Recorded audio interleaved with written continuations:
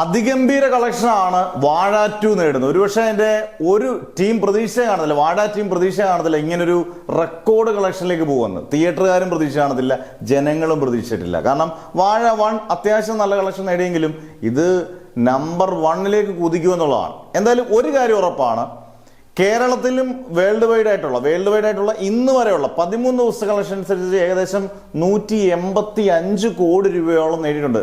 വെറും 13 ദിവസം കൊണ്ട് വാഴ ടീം അല്ലെങ്കിൽ വാഴ 2 നേടിയിരിക്കുന്നത് 185 കോടിയോളം. അതിനകത്തൊരു ഭൂരിഭാഗവും, അതായത് ബുധനാഴ്ച വ്യാഴാഴ്ചയോടുകൂടി 100 കോടി കവർ ചെയ്യുമെന്നാണ് കേരളത്തിൽ മാത്രം 100 കോടി. 118 തുടരും, 121 123 ആണ് ലോക. അതായത് ഒരു 4-5 ദിവസം അല്ലെങ്കിൽ ഈ ആഴ്ച പിന്നിടുമ്പം ഉറപ്പായിട്ടും തുടരും ലോക.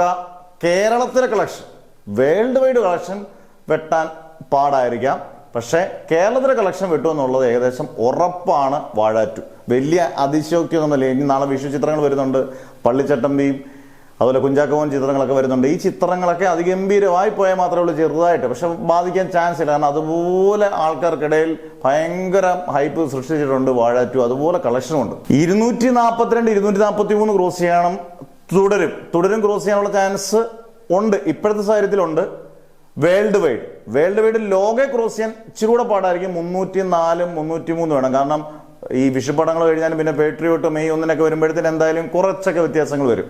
എന്തായാലും അതിഭീകര കളക്ഷൻ ഇടയിൽ അടുത്ത 3ാമത്തെ പാർട്ടും വാഴ 3 biopic of A billion girls. ഇപ്പൊ 2 പാർട്ടിലും ബോയ്സിന്റെ കഥ പറഞ്ഞപ്പോ ഇനി ഗേൾസിന്റെ, അതായത് 90s വരുന്ന ഗേൾസിന്റെ കഥ, 90s മുതൽ ഇങ്ങോട്ടുള്ള ഗേൾസിന്റെ കഥ എന്ന് പറയുന്നുണ്ട്.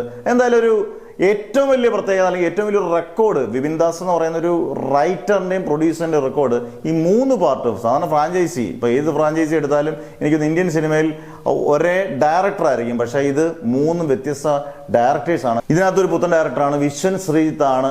വാഴ 3 അത് ചിലപ്പോൾ അടുത്ത വർഷമൊക്കെ ആയിരിക്കും, അതിന്റെ അവസാനമൊക്കെ ആകുമ്പോൾ അതിന് റിലീസ് കാണുമായിരിക്കും. എന്തായാലും വാഴ 2 രക്ഷയില്ല. ഏതൊക്കെ ഇനിയും തകർക്കുമെന്ന് നമുക്ക് കണ്ടറിയാം.